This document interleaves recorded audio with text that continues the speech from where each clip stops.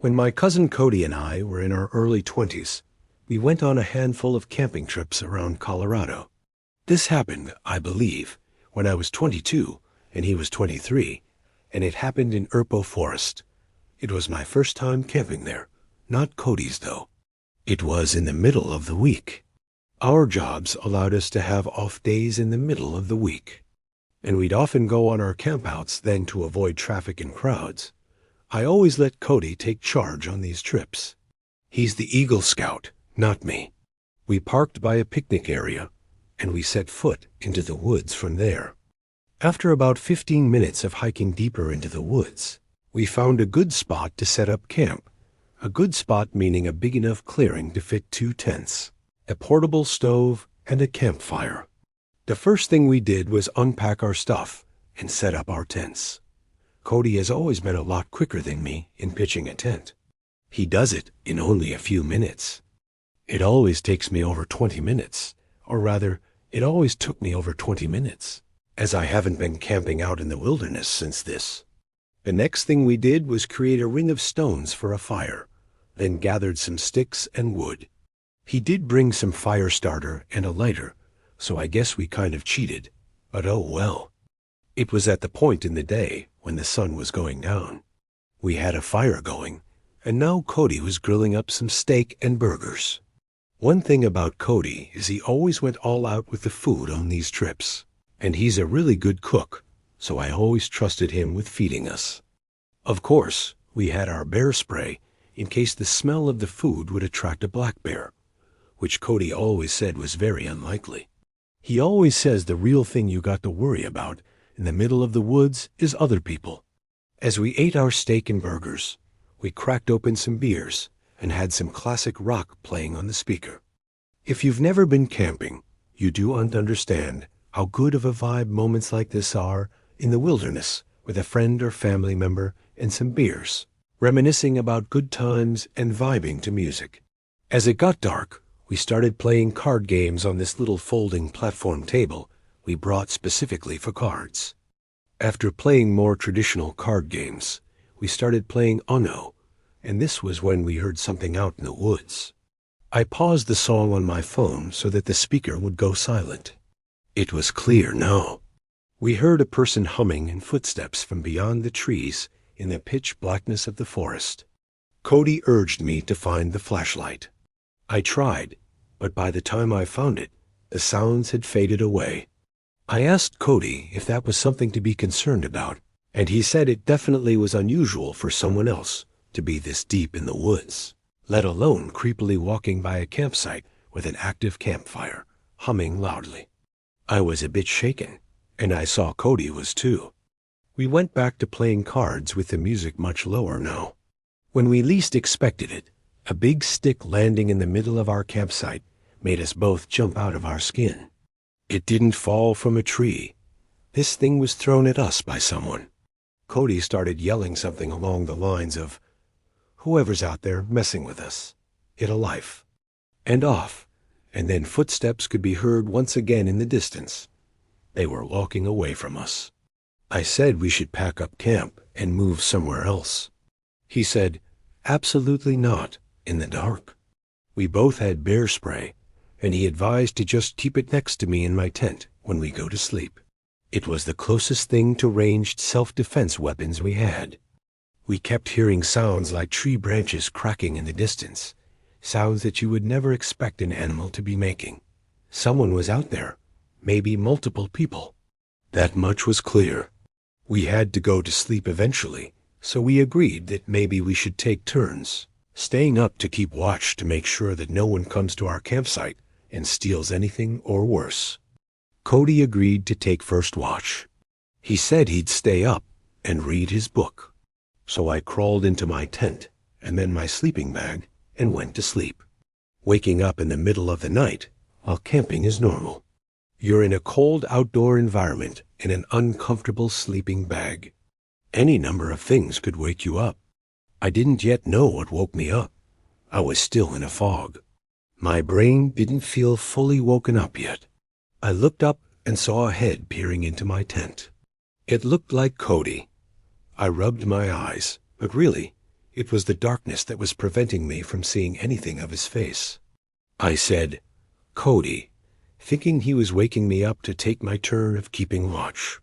I said, groggy, "Is it my turn?" I stared at the head peering at me in my sleeping bag, slowly growing more awake every second. Then I heard the zipper to the tent quickly zip up, and his head disappeared. I laid back down in my sleeping bag, but only for a second. I suddenly had some weird moment of clarity where I shot to an upright position and listened as the footsteps walked away. "Cody," I said. He didn't answer. I unzipped my tent to peek out to the campsite. The fire was dead. Cody wasn't out there. I went over to Cody's tent, which was zipped up. I unzipped it and looked inside to see Cody fast asleep in his sleeping bag. I got chills, goosebumps, whatever you want to call it. I almost lost myself at the realization. I started shaking him awake, and when he finally awoke, I told him someone was here at the campsite. It took him a minute to come back to reality, just like I did, but when he did, he grabbed his bear spray. He said he must have dozed off while reading. He said I should sleep in the tent with him tonight, but to do that, I'd need my sleeping bag. He came outside of the tent with me and stood watch as I ran to my tent to grab my sleeping bag. In my tent, grabbing my sleeping bag, I heard that goddamn humming again from outside. I grabbed it, and Cody whispered at me to hurry up. I said, "You hear that too?" He said, "Yes." We both got back in his tent and zipped it up with our cans of bear spray by our sides.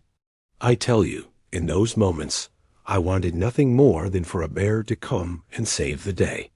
The hours dragged on as I stayed up while Cody slept.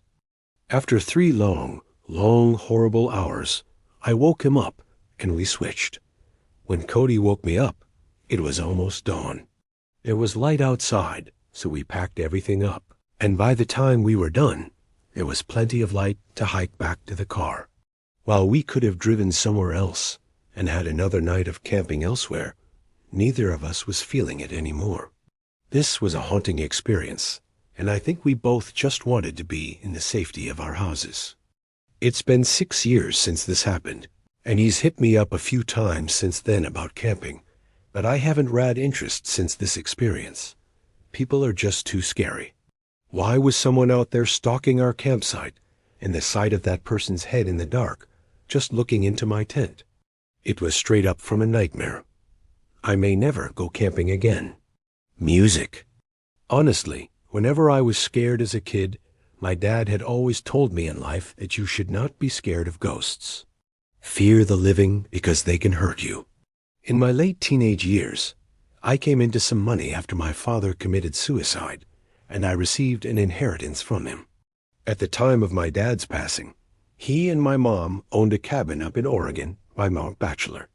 The cabin had been put up for sale since my mom could no longer afford the payments, and renting it out was not covering the payments either. The cabin was set to go on the market for sale in less than a month and was in the process of finalizing all the paperwork with the realtor and lawyer. So, for that month's time, the cabin was not going to be rented out any longer and was just going to be vacant. I saw this as a chance to get away for a while and clear my head and light of all the things going on. I quit work, packed up my snowboarding gear, grabbed my dog Midnight, and headed up in my dad's car to the cabin. My first 2 days at the cabin were normal, and nothing out of the ordinary happened. I spent my days playing with Midnight in the snow and snowboarding, and the evenings playing PlayStation or listening to music, drinking, and smoking out on the balcony. I had already stocked up on food, cigarettes, and liquor, so I was pretty much a shut-in aside from the occasional outing to hit the slopes. With my dog's company and DVDs, PlayStation as entertainment, I was quite content and started to feel relaxed after all the drama that had preceded my outing. The cabin itself was 2 stories. The bottom story had the living room and a side guest bedroom, along with a small kitchen. Upstairs had another 2 rooms, along with a walkout balcony attached to the master bedroom. Most of my time was spent either in the living room, kitchen, or master bedroom.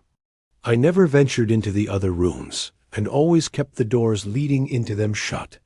The third day came around, and I was going through my usual routine of playing with my dog, playing games, and watching DVDs. That day, it was a pretty heavy snowfall, so instead of hitting the slopes, I stayed in. That's when things started getting a bit weird. In our area, there were only 2 other cabins adjacent to ours, maybe a block away from each other. All other cabby, NS aside from these, 2 were around a mile away from ours. Surrounding us was mostly forest and very tall pine trees. Both these cabins were empty, and from the past couple of days, I knew that no one was currently staying there. Around midday, while outside with my dog, I noticed what looked like footprints in the snow around the area surrounding our cabin. It was still snowing, so the footprints looked semi-fresh, like someone had just been there in the last 20 to 30 minutes before me. I thought that maybe someone was staying in the cabin near me that I may not have noticed. Maybe they were shut in like me. All right, whatever. The footprints led away from my cabin, and they disappeared in the snow towards the dense part of the trees. I disregarded the footprints and went back inside. Nighttime came around, and I decided to head to bed. My dog Midnight was lying on the bed with me when I noticed his ears perk up to a listening position. This was followed by him quickly jumping off the bed and running downstairs to the living room. I lay in the bed and stayed silent. I was honestly freaked out, and I could hear him moving around downstairs, back and forth. After around 5 minutes, he ran back upstairs to me and started to do his doggy dance for the sign that he had to pee or that he wanted to go outside. Well, fine. I can't say no to him. So we both went downstairs to the outside driveway for him to do his thing. Only he didn't want to pee. As soon as we were outside, he started to pull his leash, trying to drag me to where he wanted to go. He kept looking into the dense part of the trees where the prints had been earlier, but he also kept sniffing the side of the house and looking up towards the roof. After he figured out that I was not going to go where he wanted, he sat himself down and just stared into the darkness. A bit unusual for him, but all right. Maybe there's some forest animals out there that he wants to chase down. But this, I didn't want to chase anything. So I pulled him back inside, and we both headed back upstairs. Around half an hour later, I was lying in my bed when I heard what sounded like hooves walking on my roof. It was only a series of around 6 steps, and I rationalized that it could be a pine cone falling from a tree onto the roof, or maybe a kind-hearted forest animal running around. But here's the thing. The steps seemed to be spaced apart, like a man-length stride, so it was freaking me out. Midnight also heard the noise and was quick to run to the balcony screen door, expecting me to let him out. All right, you know what? I'm a tough guy, and at the time, I considered myself to be fairly well built and strong enough to handle myself. So I grabbed my coat and shoes, along with my cigarettes and flashlight, and went out onto the balcony. As soon as I went outside, I lit up my cigarette and started canvassing the roof with my light. Nothing there, and the snow on top was undisturbed. Weird, was it all in my head? What about Midnight hearing the noise? Maybe he was feeding off my paranoia. I started to calm down and relax again. My eyes started to adjust to the darkness, and I kept smoking and just staring at the stars and trees next to our cabin. That S when I saw it, in a tree that was a little taller than our cabin and around 20 feet from the balcony. I saw what looked like a man crouched in a squatting position in between 2 branches. It looked tall, like 8 or 9 feet, and it was skinny. It was squatting on one branch, and its freakishly long white arms were extended above its head, holding on to the branch above it, while its mouth was wide open with no expression. What is that? I wasn't sure if I was seeing this thing and stood just staring, and it sat there motionless. I once worked as a direct care aide for a 65-year-old woman with a developmental disability.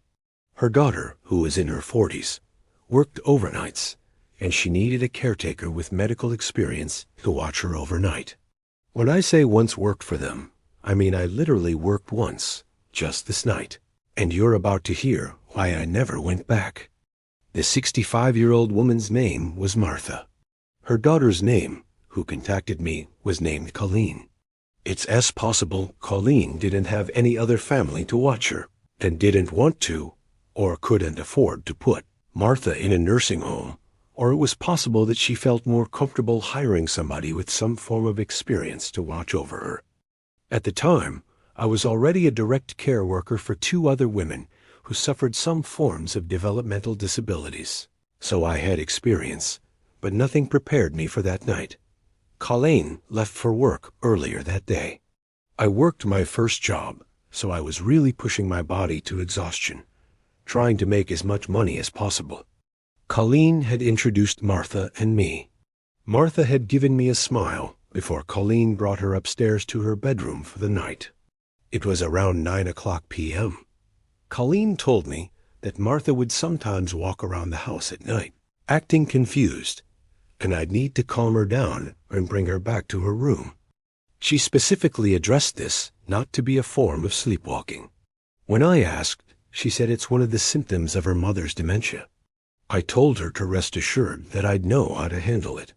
I spent my time initially in the living room, catching up on my show. These jobs aren't super glamorous, and for the most part, it is a lot of sitting around. I heard footsteps from upstairs. I went to the stairway and looked up the stairs, then called Martha's name, asking if she needed anything. She didn't answer.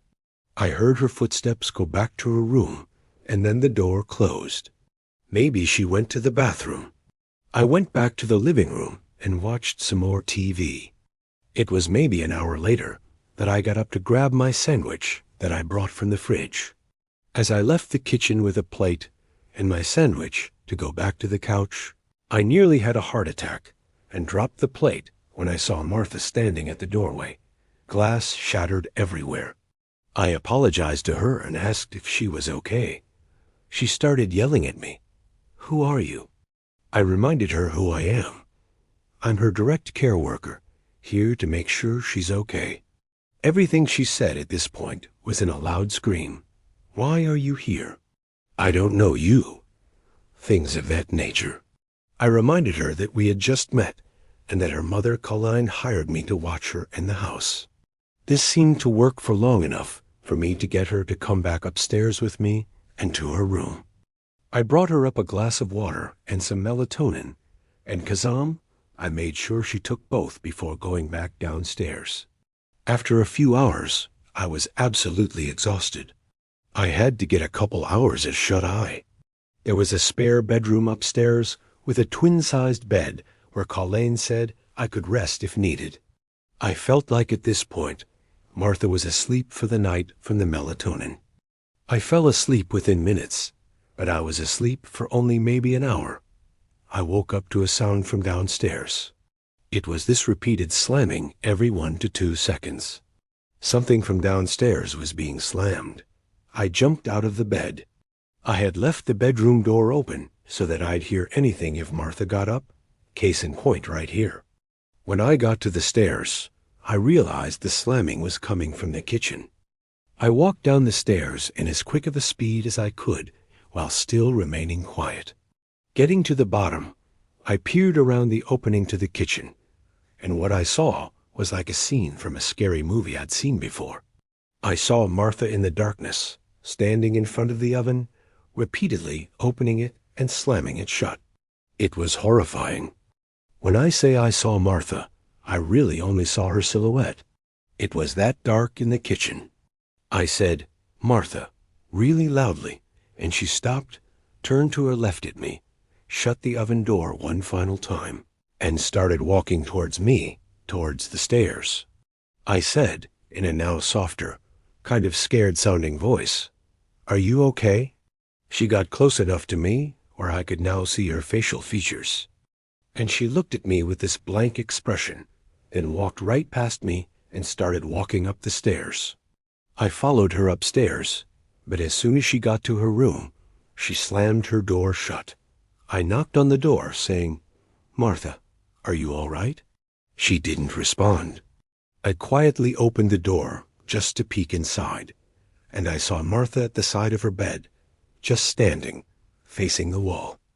I've seen a lot, but this was some pretty unsettling behavior that I feel like is the exact kind of stuff you do see in some scary movies, like I mentioned before.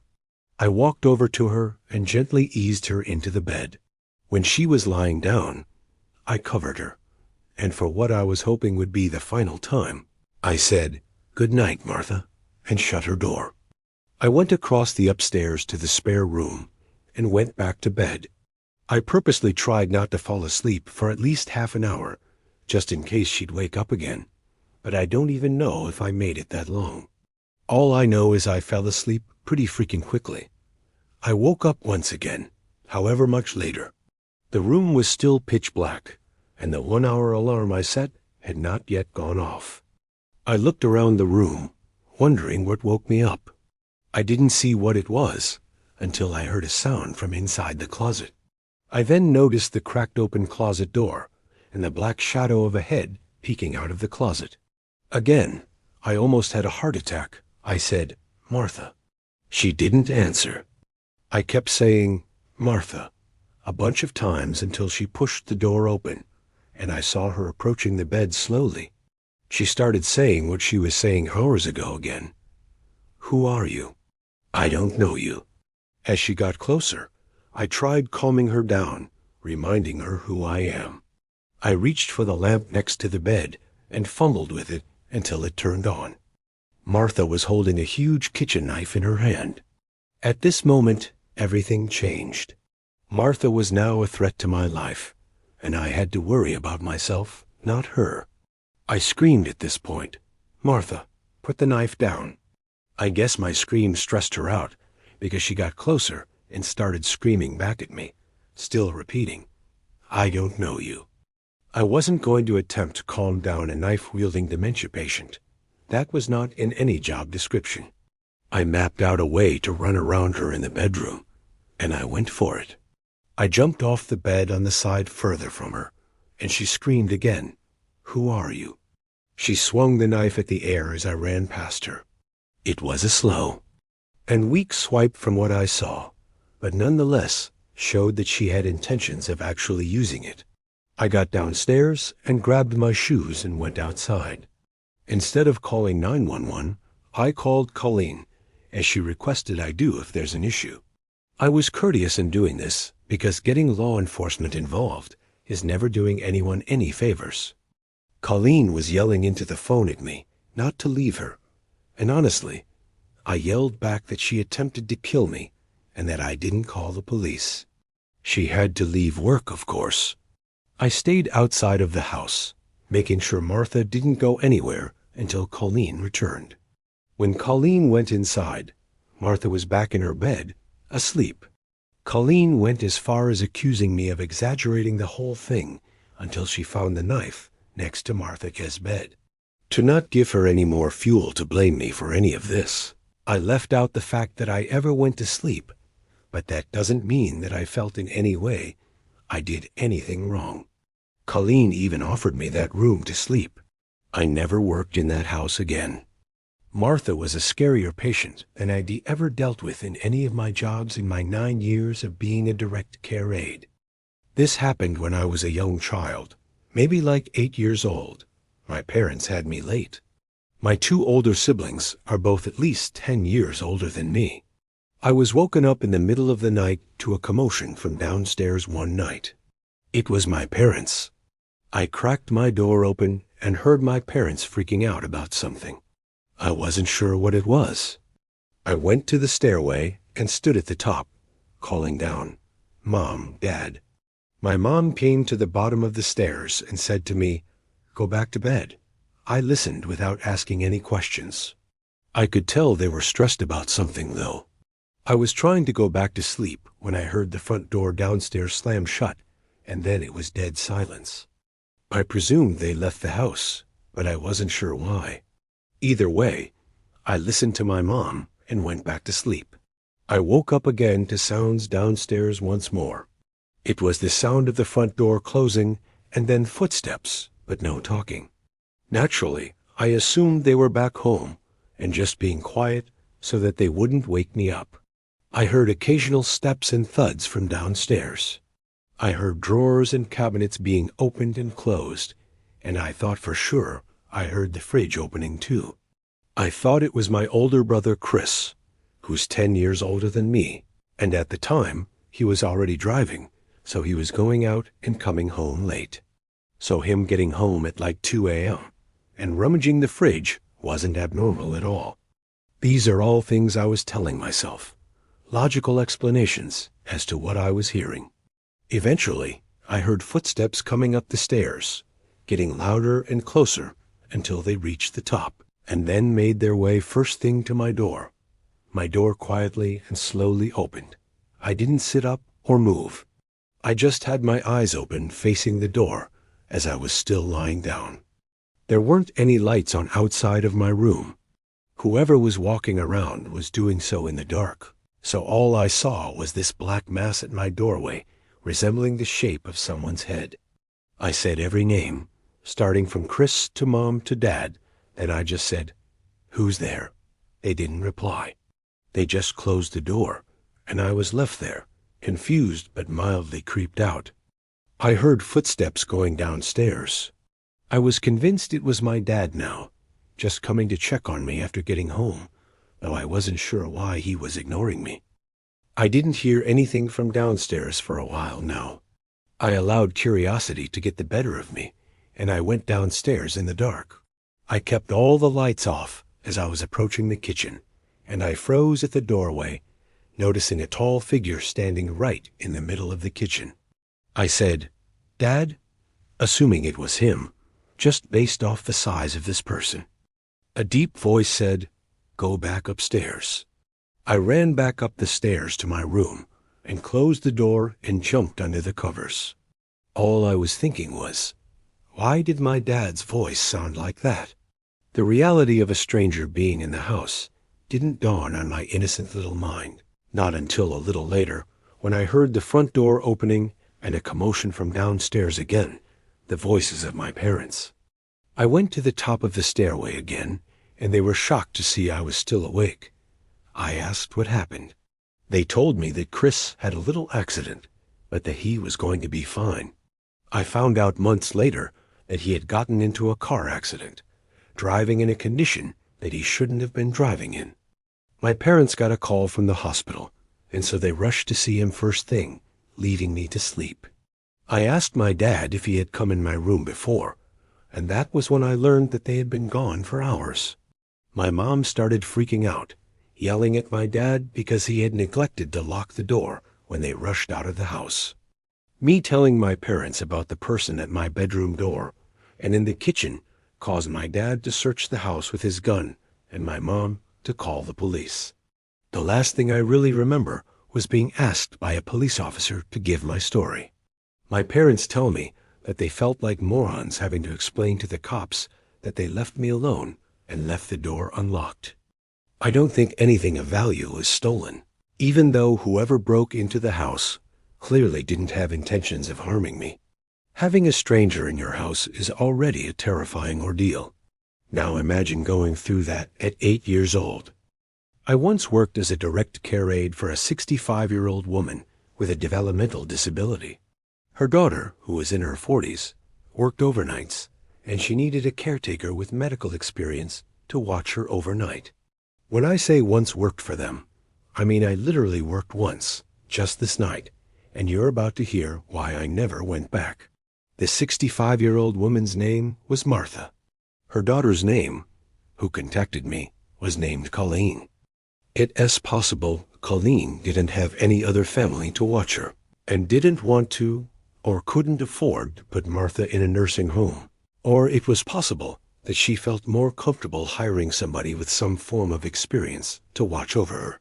At the time, I was already a direct care worker for 2 other women who suffered some forms of developmental disabilities, so I had experience, but nothing prepared me for that night. Colleen left for work earlier that day. I worked my first job, so I was really pushing my body to exhaustion, trying to make as much money as possible. Colleen had introduced Martha and me. Martha had given me a smile before Colleen brought her upstairs to her bedroom for the night. It was around 9:00 p.m. Colleen told me that Martha would sometimes walk around the house at night, acting confused, and I'd need to calm her down and bring her back to her room. She specifically addressed this not to be a form of sleepwalking. When I asked, she said it's one of the symptoms of her mother's dementia. I told her to rest assured that I'd know how to handle it. I spent my time initially in the living room, catching up on my show. These jobs aren't super glamorous, and for the most part, it is a lot of sitting around. I heard footsteps from upstairs. I went to the stairway and looked up the stairs, then called Martha's name, asking if she needed anything. She didn't answer. I heard her footsteps go back to her room, and then the door closed. Maybe she went to the bathroom. I went back to the living room and watched some more TV. It was maybe an hour later that I got up to grab my sandwich that I brought from the fridge. As I left the kitchen with a plate and my sandwich to go back to the couch, I nearly had a heart attack and dropped the plate when I saw Martha standing at the doorway. Glass shattered everywhere. I apologized to her and asked if she was okay. She started yelling at me. "Who are you?" I reminded her who I am. I'm her direct care worker, here to make sure she's okay. Everything she said at this point was in a loud scream. "Why are you here? I don't know you." Things of that nature. I reminded her that we had just met and that her mother, Colleen, hired me to watch her and the house. This seemed to work for long enough for me to get her to come back upstairs with me and to her room. I brought her up a glass of water and some melatonin and Kazam. I made sure she took both before going back downstairs. After a few hours, I was absolutely exhausted.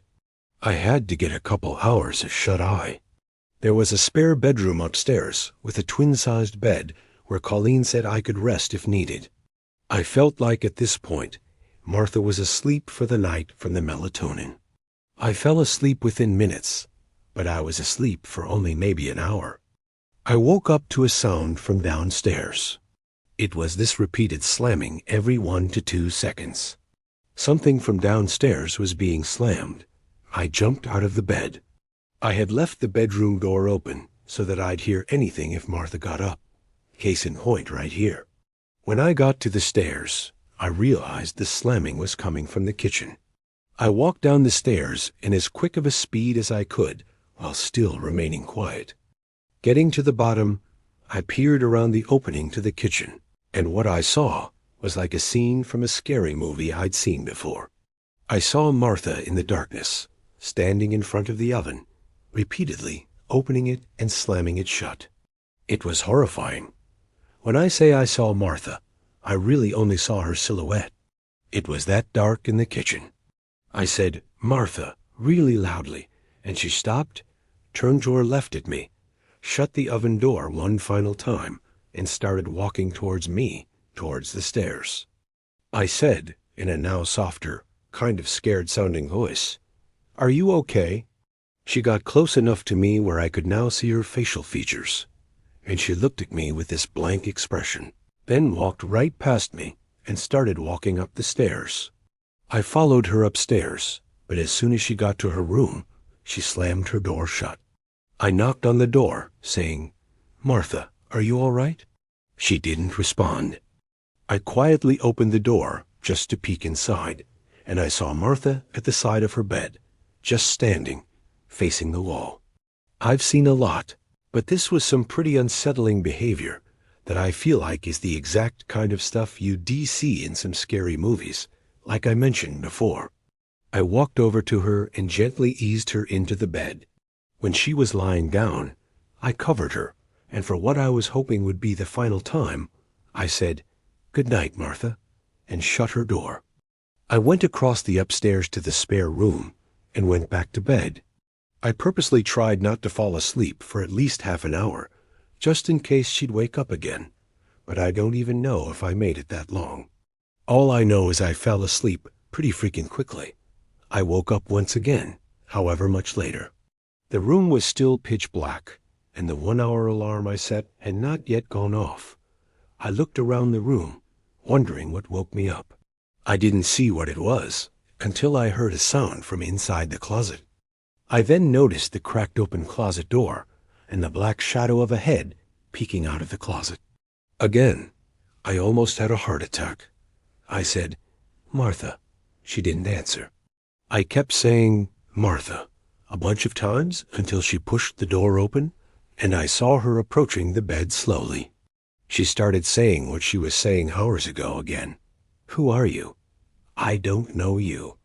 As she got closer, I tried calming her down, reminding her who I am. I reached for the lamp next to the bed and fumbled with it until it turned on. Martha was holding a huge kitchen knife in her hand. At this moment, everything changed. Martha was now a threat to my life, and I had to worry about myself, not her. I screamed at this point, "Martha, put the knife down."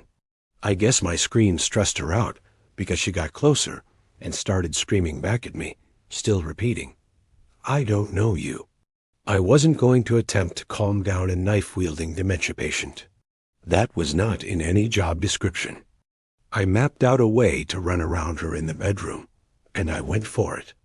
I jumped off the bed on the side further from her, and she screamed again, "Who are you?" She swung the knife at the air as I ran past her. It was a slow and weak swipe from what I saw, but nonetheless showed that she had intentions of actually using it. I got downstairs and grabbed my shoes and went outside. Instead of calling 911, I called Colleen, as she requested I do if there's an issue. I was courteous in doing this, because getting law enforcement involved is never doing anyone any favors. Colleen was yelling into the phone at me not to leave her, and honestly, I yelled back that she attempted to kill me and that I didn't call the police. She had to leave work, of course. I stayed outside of the house, making sure Martha didn't go anywhere until Colleen returned. When Colleen went inside, Martha was back in her bed, asleep. Colleen went as far as accusing me of exaggerating the whole thing until she found the knife next to Martha's bed. To not give her any more fuel to blame me for any of this, I left out the fact that I ever went to sleep, but that doesn't mean that I felt in any way I did anything wrong. Colleen even offered me that room to sleep. I never worked in that house again. Martha was a scarier patient than I'd ever dealt with in any of my jobs in my 9 years of being a direct care aide. When I was 23, I had to move out of state for work. I still work with the company, but I've been able to move back to my hometown and work at the local office here. But at the time, I needed somewhere to live that wouldn't be... I made a posting on basically all the websites for a roommate. Facebook, Craigslist, Twitter, and even on my neighborhood. I had a guy named Rob reach out to me on Facebook, stating he has a room available in his place. I looked at his pictures to see if he looked like a somewhat normal guy, and he did. I was open to the idea of having a male roommate as long as they seemed normal, even though my parents were very against it. Rob and I FaceTimed, during which he gave me a virtual tour of the place. Apparently, he owned the place outright. It was a modest house in the middle of town, only a 10-minute drive from where my office would be. He also seemed pretty nice. I didn't get any bad vibes at all. His price was fair, and his rules were pretty fair too. He said it was available to move in right away, which was perfect, so it was settled. A week later, I had all my things packed and drove down. I met Rob right out front of the house, where he greeted me and handed me a key. The first thing I noticed about him was he was really short. He was eye level with me. He helped me bring some of the bigger and heavier bags inside. He showed me my room, which was furnished already. He said one of his friends had been living there and recently moved out. I replaced all the pillows and bed sheets with my own, of course. The rest of that day was me settling in. Rob, I could see, was trying to get to know me and presumably make me feel at home. I didn't get any overly friendly vibes yet. The next day was Sunday. Rob offered to drive me around town to show me around. I wasn't eager to, but I said sure, just to get off on a good start with him. He drove us around town, showing me where the good shopping centers are, good restaurants and stuff like that. But then he offered to get us lunch. I really wasn't hungry, and he was suggesting a sit-down lunch, almost like a date. I didn't want him to get any kind of wrong idea. I just needed a room. I said, I'm not hungry. And then he right away suggested we go grab drinks somewhere instead. I politely shot it down to saying, I don't drink on work nights. He was being a bit pushy, saying, come on, just a couple drinks. I still maintained my politeness and said it another time. He gave up and he went really quiet all of a sudden, like he was upset. I'll admit I was slightly uncomfortable, but nothing I couldn't handle yet. That week was my first week at work, and so my attention was focused mostly on adjusting to the work week. It wasn't until a few days into the week that I got home and did my laundry and noticed my hamper full of clothes seemed moved. Like the clothes weren't how I remembered they were left. And it was until I was loading the washing machine that I noticed a pair of my underwear was missing. I checked my room top to bottom like 5 times. It was gone. I had a disturbing thought. What if Rob... No, I refused to believe that just yet. And there was no chance in hell I would confront him and ask him that. Still, I was now starting to wish there was a lock on the bedroom door. That weekend, I bought a lockable doorknob from Ace Hardware. And while Rob wasn't home, I swapped out the current doorknob with the new one. Now I could leave the place in peace. I figured I'd tell Rob the next time I saw him. He didn't come home that night, though. He must have been working. His schedule seemed pretty random. That night, I awoke to banging on my bedroom door. It was Rob. He was saying my name, and he didn't sound happy. I checked the time, and it was like 1:30 in the morning. I decided I would pretend I'm asleep. I was honestly kind of scared to open the door. I had a feeling it had to do with the doorknob, and I was right. The next morning, I woke up to a bunch of texts from Rob saying, we need to talk. Be home after work. I simply responded, is this about the doorknob? And he responded back, yeah. I apologized to him and said I was planning on telling him. He replied back, it comes off today. I was getting incredibly nasty and weird vibes from his tone. My next response, I thought out a little longer and basically said how I hope he can sympathize and understand that I'm a girl, and I just feel safer being able to have privacy in my room. He responded a little nicer this time, but he still basically said no to my request and that the old doorknob needs to go back on. I was confused. I was upset, but I had to respect his rules. I did also install it without telling him, so I felt like he had a right to be kind of mad. But how did he know I changed it? It's not like I had the old doorknob sitting out in the open. The idea that he tried coming into my room that night kind of scared me. I changed the doorknob back the next day and returned to Ace. This is where things went really downhill, though. There was a knock at the door one day when Rob wasn't home. It was a girl around my age. She asked me if I was living here with Rob, and I said yes. She warned me to get out of there immediately. That Rob has multiple restraining orders against him from different girls, and he's known to be a very dangerous, creepy stalker. I was at a loss for words.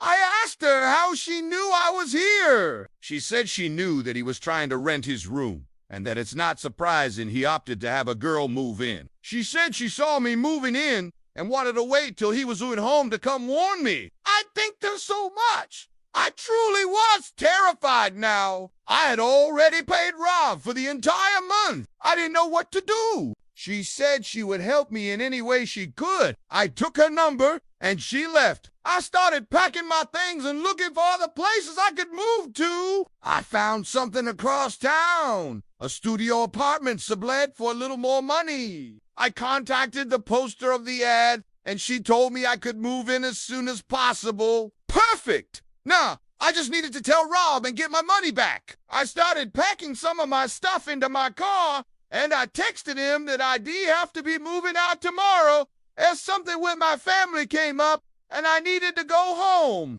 He didn't answer. He got back to the house about an hour later and asked me about my text. I came up with my best fake story possible, and he said, yeah, He'll give me the money back tomorrow after he goes to the bank. I was super relieved. About an hour later, he knocked on my door and then said, "Did by some chance some girl say something to you?" I simply said, "No." "What do you mean?" And he said, "Never mind. It just seems like you're running away out of here for another reason." I insisted that it was purely because of the family reasons. He said, "Okay," and left. Sadly, the story didn't end there. I woke up that night and screamed at the top of my lungs when I saw a black figure sitting on the end of the bed. It was Rob. He turned and put his hand on my mouth and went, "Shit!" I said, "Please, don't hurt me." And he responded, "Why would I hurt you? I knew someone said something to you.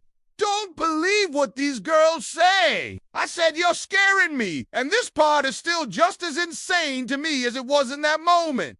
He started to caress my leg, and he said, "I don't mean to scare you," right after I said he's scaring me. I got out of the bed and ran for the door, and he screamed at me to stop. I ran outside with my phone in hand and called the police. I hid in the bush until they showed up, and I explained the entire situation to them. They made Rob come outside and give his side of the story. Basically, I told him I just wanted to get all my stuff out of the room, and I'm leaving. So the cops stayed there as I collected the remainder of my stuff and brought it all to my car. I also insisted on Rob then Venmoing me the money back while the police were there, and he did so.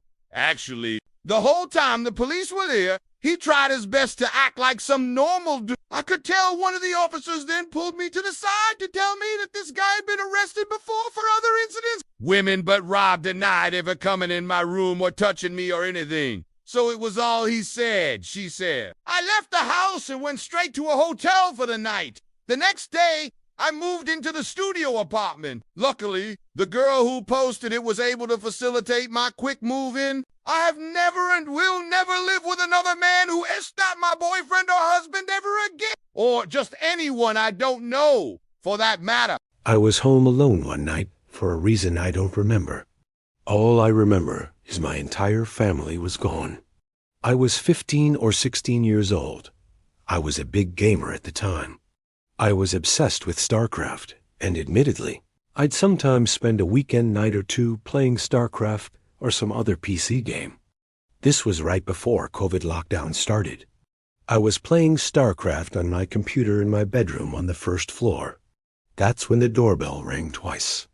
I hurried to the door, not wanting to be away from the game for too long in fear of losing. I got to the front door and said, "Who is it?" as I always would if I was alone. A soft and weak voice on the other side said something that I couldn't hear. It sounded like a woman. I opened the door with the storm door still separating me, and this older woman standing on the other side with a big smile on her face. She had her hands behind her back. I said through the door, "Can I help you?" She said she needed to use a phone and asked if she could come inside. Ever since I was a little kid, I was always taught not to let a stranger into the house ever. That included women. I felt so awkward, though. I didn't know how to turn her away. I redirected her to the library a few blocks down because they'd surely have a phone. Deep down, I knew the library was closed at this point, but I was just trying to get this stranger who was trying to get into my house to leave. She was still smiling, but what she said next did not match her smile. She said, "That's very rude to turn away an old lady asking for help." I replied the only way I could think to, and that was that my parents don't allow strangers into the house. It's a house rule. I slowly started closing the door as I was saying, "Sorry," and she just stood there, not moving but still smiling at me. And though her smile never changed, it suddenly felt much more menacing. I was walking back to my room when the doorbell rang again. There was no way in hell I was opening the door again. That woman radiated weird vibes from the start. Maybe something was wrong with her. Maybe she wasn't all there.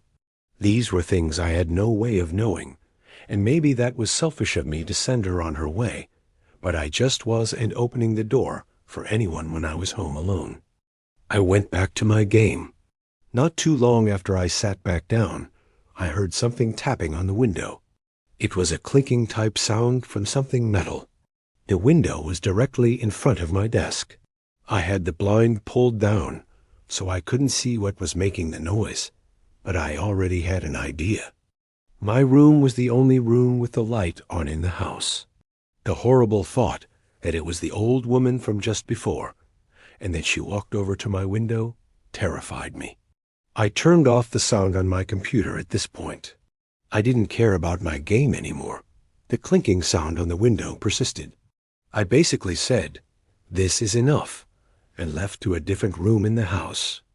I sat in the darkness of the living room for a bit when the doorbell rang again. This woman was harassing me now. I tried to convince myself she wasn't a threat, just some crazy old woman who's probably clueless as to where she is. When she rang the doorbell, a second and third time, I decided to go open the door and ask her if there is someone I could call for her. But when I opened the door, there was now a man on the other side. He looked to be about 10 years younger than her. He said through the storm door, "Have you seen my mother?" I replied saying, "Yes, she came to my door just before." He then apologized to me and said she has dementia and got out of the house. I suddenly felt bad, but he asked me if he could come in for a minute, and again I felt awkward. Why did he need to come inside? I said the same thing that I told to the woman who he claimed to be his mother. I said we could just talk through this door. I then said that I think she went into my backyard because I heard something out my window. I told him he could go around back and check. He thanked me and walked down the walkway, and I thought he went into the backyard. But when I went to the back and looked out the back window, expecting to see him searching around, I saw nobody, not him or his mom. This was all too weird for me. I went to bed on the earlier side that night, just falling asleep with the TV on in the background, until I heard the clinking sound on the window again. Something metal was tapping on the glass. I remembered the concerned man, and I decided to try and help. I went to the window, lifted the blind up with my hand, and I saw that woman outside my window with that same creepy smile. She was tapping a kitchen knife on my window. I closed the blind and crawled back into my bed.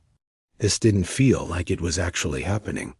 A suspiciously short amount of time later, the doorbell rang like 4 times. The clinking on the window stopped by this point. This was all too suspicious. It felt like some kind of robbery attempt. I ignored the doorbell. I stayed in my bed. I was going to wait this out. I didn't have a cell phone at this time. I wasn't the most social guy growing up. I also didn't want to call the police for some reason. I waited this all out until it finally stopped. The next morning, I told my dad what happened when I called him. He told me I was smart not to open the door. Everyone agreed that everything about it sounded like an attempted robbery. Is there a chance that maybe that woman really did have dementia, and that the man was really her concerned son? Maybe, but it all seemed too coordinated. Why did he want to come into the house too? How did he even know she came to my house specifically? Why didn't he ever go into the backyard to look for her when I gave him permission to do so? Too many unanswered questions that lead me to believe I avoided something terrible happening if I opened that door. It was New Year's Eve of 2020, and all of us were ready for this horrible year to be over. My friend Logan was throwing a house party. I arrived early to help set things up. I secured a spot to sleep in his parents' room, meaning I could drive to the party and drink without having to worry about driving home. His parents obviously weren't home for the night. Most of our close friends in our friend group came, plus a bunch of Logan's friends who I didn't know. The party was fun. At midnight, everyone screams, "Happy New Year," and cheers their drinks. After that, people slowly started circulating out, and the party started to quiet down as people went to either other parties, bars, or home. The later the night got, the more it became just the closer friends staying behind, until it just turned into a chill drinking session in the living room. This went on late into the night. It was likely 3 o'clock a.m. when the last of everyone who wasn't sleeping at Logan's house was gone. As it quieted down, we started hearing this occasional sound. At first, we didn't know what it was, but it soon started to sound like a creaking sound. It was dismissed as a sound from the fridge or something at first, which I know sounds stupid, but house appliances often make weird noises. It was just Logan, me, and Cody. Cody was falling asleep on the couch already. It was reaching that time where we were just going to go to sleep. However, eventually, we got so bothered by the noise that we had to search. We went to the kitchen, and it wasn't coming from in there. We realized when we were close to the basement door that it was coming from downstairs. Logan opened the door, and we heard this creaking sound. "Go check what it is," I said. He kept saying, "No way." Then he called down into the basement, "Yo, who's down there?" The creaking stopped, and we never heard it again. After a solid minute of waiting at the top of the stairs, we agreed to go down together. We both grabbed knives, drunkenly thinking that was a good idea, when in reality, we were so drunk, we'd probably only hurt ourselves with them. We got to the bottom of the stairs and looked through the entire basement. It's not huge, it just has a couch, TV, a bar, a table in the corner, and various old pieces of junk. It was pretty messy at the time. The first thing we did was search any possible crevice for someone who could be hiding. Then we tried to figure out what could have been making that sound. I noticed a rocking chair, and so I went up to it, sat in it, and then started rocking in it, and it made the exact same creaking sound we had been hearing. Logan and I looked at each other. I stood up, and so did every hair on my body. I don't think we ever ran faster than we did when we ran up those stairs and slammed the door shut. We tried to come up with any logical explanation, but there was none. He kept the basement door locked for days until his parents came back. There was no living soul down there, but something was moving that rocking chair. That rocking chair used to belong to his grandma, who passed away forever ago, and it's just something his mom held on to for sentimental reasons. I can't say I've ever experienced anything resembling the paranormal before this, nor since then. It still sends chills down my spine. This was something that happened so long ago that a lot of details are a little blurry. It's not like it happened yesterday. I'll try my best to fill in smaller details that I do and fully remember with how I best remember things played out. It was the last day of school. I was in the 4th grade. 4th grade was the last year in our elementary school where kids had to be picked up by their parents. 5th graders were allowed to walk home on their own. My mom would always be the one to pick me up on the last day of school. My friend Dennis and I had a play date planned to celebrate the last day of school. Dennis wasn't in my class this year, but we had been friends since kindergarten. He was in a different dismissal hallway from me.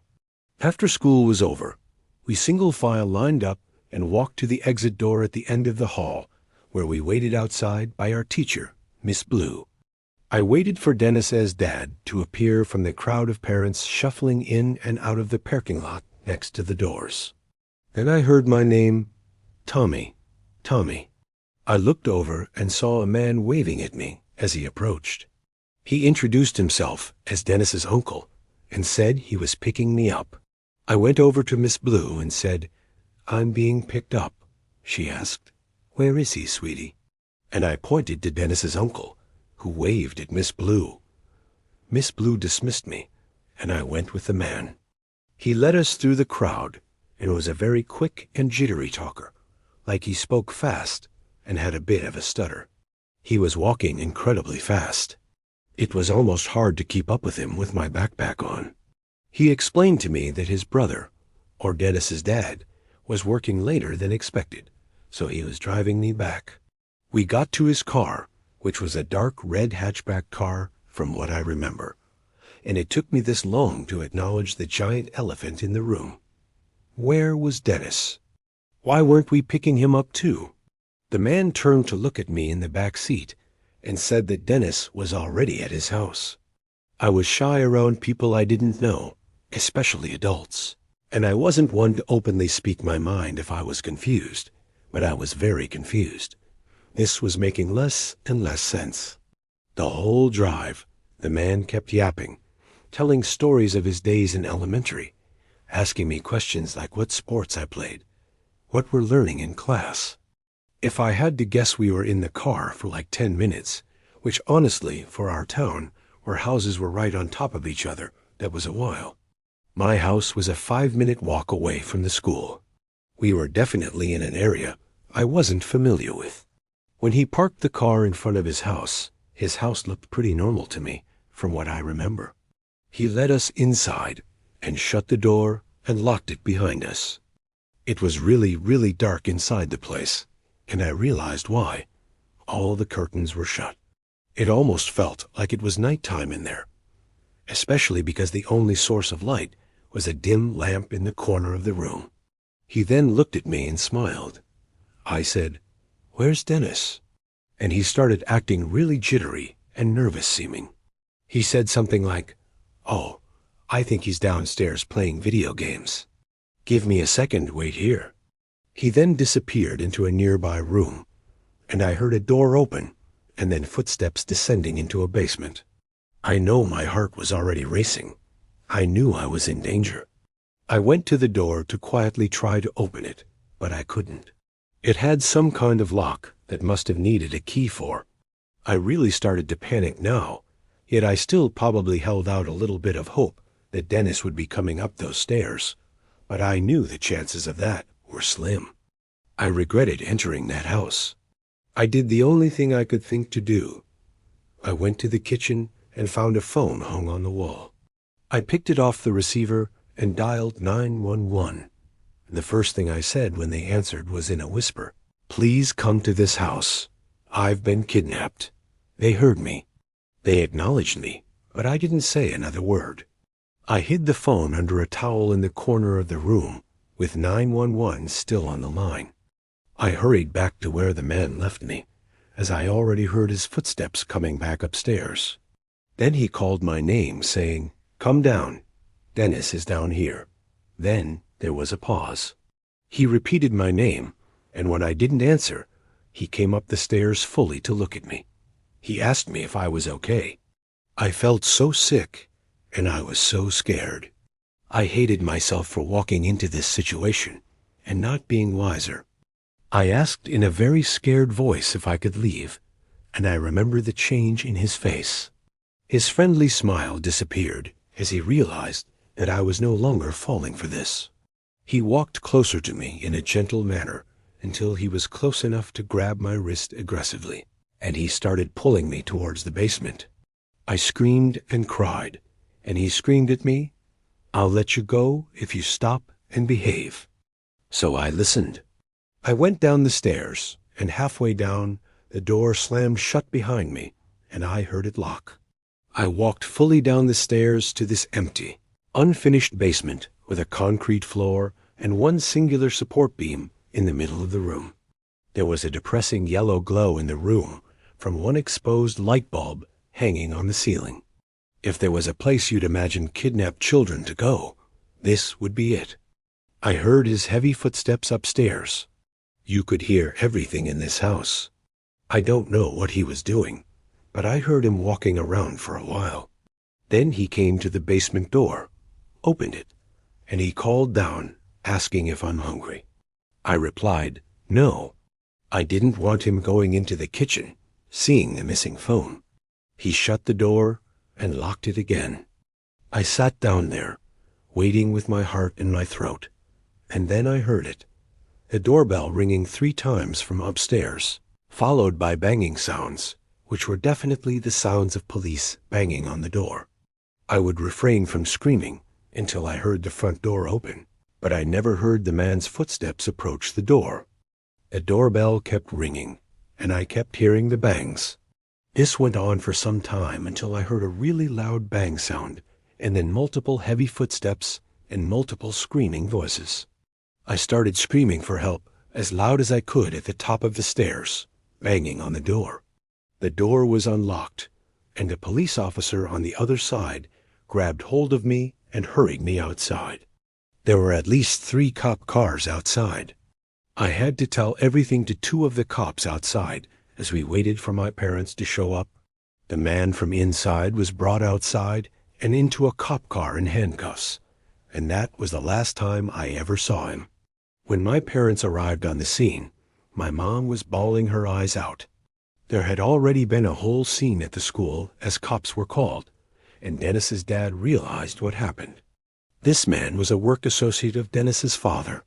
When he somehow learned that Dennis, as dad, would be picking up Dennis and me from school, on the last day he seized the opportunity to do what he did, a complete sicko. I don't know how he found out what I looked like. As I got older, I never really asked for more details, because I try not to think about it. My mom went to counseling with me for months after this incident. Let us just say my parents didn't have kind words for Miss Blue, not verifying if I actually knew the person picking me up. If I didn't think to call the police before he basically threw me in that basement, I know for a fact I'd be dead right now. This was like 17 years ago.